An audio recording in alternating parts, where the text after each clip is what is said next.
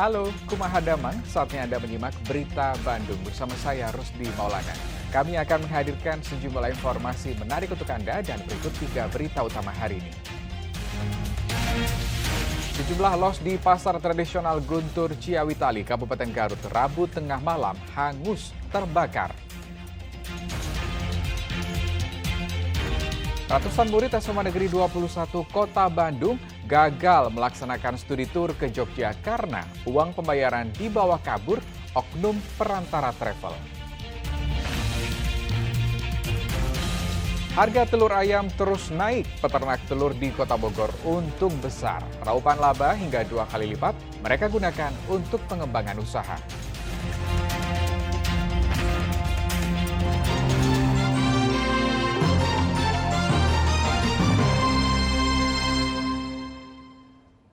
Sejumlah los di pasar tradisional Guntur Ciawitali, Kabupaten Garut pada Rabu tengah malam hangus terbakar. Tidak ada korban jiwa dalam peristiwa tersebut karena kebakaran terjadi pada saat pasar tutup.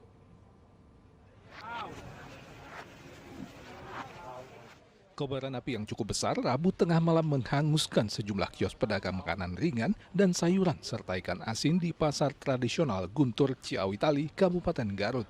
Kebakaran terjadi saat kondisi pasar tutup. Akibatnya, sebagian besar isi kios tidak dapat diselamatkan pemiliknya dari lalapan si jago merah. Beruntung, lokasi pasar dekat dengan dinas pemadam kebakaran sehingga kebakaran dapat segera dilokalisir dan dipadamkan, tidak merembet ke bangunan lain. Pemkab Garut menyatakan penyebab kebakaran belum diketahui, serta jumlah kerugian para pedagang masih akan dihitung lebih lanjut. Belum bisa kami mengidentifikasikan dari apa-apanya, sedang diidentifikasi oleh pihak yang berwajib.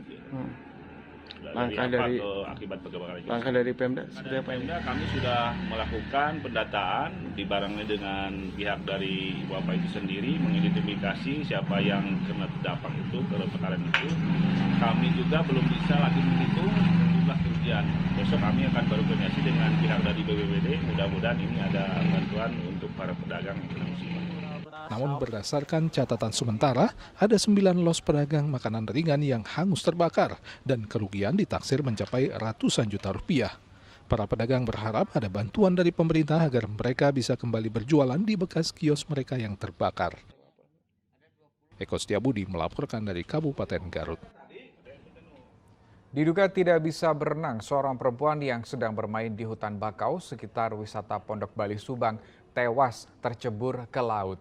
Jasad korban dievakuasi petugas atas laporan seorang nelayan yang melihat saat korban meminta tolong pada Selasa sore. Petugas melakukan evakuasi jasad wanita setengah baya di area hutan mangrove di kawasan wisata Pondok Bali, Desa Mayangan, Kecamatan Legon Kulon, Kabupaten Subang, Selasa sore. Dari identitasnya, korban diketahui bernama Cucu Nurhayati, 37 tahun, warga Desa Jamika, Kecamatan Bojong Loa Kaler, Kabupaten Bandung. Diduga korban terpleset hingga tercebur ke laut saat bermain di ujung hutan mangrove seorang diri. Jatuhnya korban ke permukaan air diketahui oleh seorang nelayan yang sedang memperbaiki perahu, namun tak bisa menolong korban karena jarak yang terlalu jauh. Itu meronta-ronta, minta tolong. Nah, itu orang itu terus langsung tenggelam. Saya sedang ngebetulin perahu. Itu jaraknya jauh, Pak. Itu saudara Mamut sedang memperbaiki daripada kapal. Dia melihat ada seorang wanita sambil mengangkat tangannya, dia seolah-olah minta tolong. Kemudian pas dilihat kembali ternyata sudah tidak terlihat. Kemudian seorang Mamut ini berusaha mencari daripada warga masyarakat untuk mencari daripada korban tersebut. Dari hasil pemeriksaan terdapat apa, Dan? Kalau dari hasil pemeriksaan tadi dicek tidak ada tanda-tanda kekerasan, cuma ada luka di kening sebelah kiri karena di situ tempatnya bekas tanaman mangrove di situ karena ada bekas tunggul-tunggul yang ada, kemungkinan dia luka di sebelah kening sebelah kiri itu akibat daripada kayu yang ada di situ. Jasad korban selanjutnya dievakuasi ke Puskesmas Pamanukan Subang untuk divisum. Tidak ditemukan adanya bekas penganiayaan pada tubuh korban. Kasus ini ditangani pihak kepolisian sektor Legon Kulon Subang. Zainal Arifin melaporkan dari Kabupaten Subang.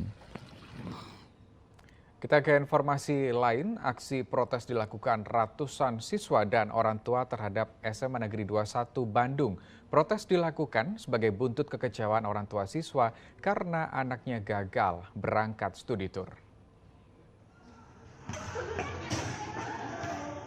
Gagal berangkat studi tour, ratusan siswa dan orang tua melakukan protes kepada pihak SMA Negeri 21 Bandung Rabu siang. Uang yang telah terkumpul dari ratusan siswa diduga dibawa kabur oleh oknum perantara travel sehingga studi tour tersebut dibatalkan. Kekecewaan dirasakan para siswa yang rencananya akan berangkat ke Yogyakarta pada hari Rabu. Padahal seluruh siswa sudah melunasi pembayaran sebesar 1,3 juta rupiah.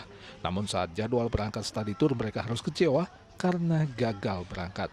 Pihak sekolah mengaku seharusnya para siswa dijadwalkan berangkat hari Rabu pekan ini, namun mereka mendapatkan kabar bahwa pihak travel enggan memberangkatkan studi tour tersebut karena belum ada pelunasan ongkos dari pihak sekolah. Pihak sekolah mengaku sudah melunasi uang tersebut kepada oknum perantara travel melalui transfer. Ada informasi bahwa dari pihak travel itu belum ada penyetoran ataupun pelunasan. Sementara kami punya bukti bahwa kami sudah membayarkan lunas, baik itu ke Jogja maupun ke Kampung Naga. Itu sudah lunas pembayaran ke travel itu. Gitu. Pihak sekolah sudah melaporkan kasus ini ke Polsek Buah Batu. Kini polisi sedang memburu oknum perantara travel tersebut. Muhammad Rizal melaporkan dari Kota Bandung. Sebuah rumah semi permanen yang kondisinya sudah mengkhawatirkan dirobohkan oleh polisi dan warga di Desa Cimahi, Kecamatan Cicantayan, Kabupaten Sukabumi. Rumah berukuran 6 x 11 meter tersebut dihuni oleh 8 jiwa, termasuk seorang nenek yang sedang sakit. Anggota Polres Sukabumi bersama warga merobohkan sebuah rumah yang tidak layak huni di Desa Cimahi, Kecamatan Cicanyatan, Kabupaten Sukabumi. Hanya dengan seutas tali, rumah tersebut langsung rata dengan tanah. Rumah tersebut dibangun setengah permanen dengan dinding bilik dan penopang kayu. Bila turun hujan, para penghuni rumah terpaksa mengungsi ke rumah tetangganya hanya untuk sekedar berteduh.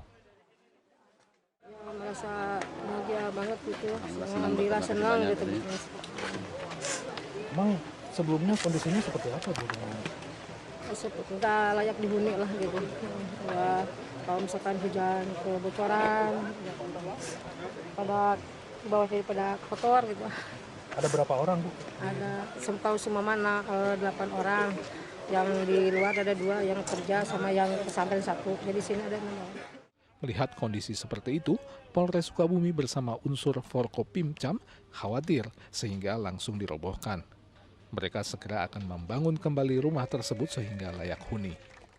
Nanti setelah ini langsung kita bangun rumah yang lebih layak untuk dihuni. Sehingga nenek dan anak-anaknya bisa kembali hidup dengan nyaman dan layak beberapa waktu ke depan. Tadi sama-sama kita lihat ya, jadi cukup ditarik dengan satu utas tali saja langsung roboh.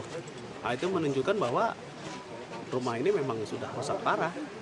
Itu baru stabilitasnya ya, belum bocornya, belum anginnya, belum lantainya yang bolong di mana-mana. Menurut data kecamatan, ada belasan rumah di setiap desa yang tidak layak huni, sehingga bantuan dari para dermawan sangat dibutuhkan, karena bila mengandalkan dana desa, kurang. Dana desa difokuskan untuk pembuatan infrastruktur serta drainase air. Asep Didi melaporkan dari Kabupaten Sukabumi.